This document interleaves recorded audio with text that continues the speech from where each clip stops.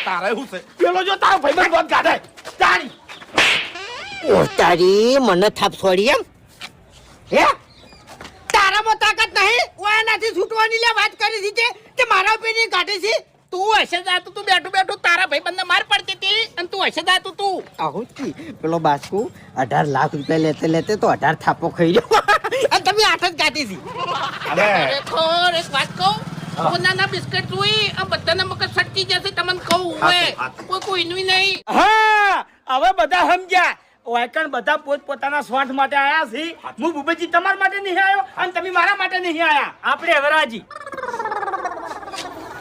રાજી તમે આવો રાજી પટી ગયું બધું આવો પટી ગયું હાડો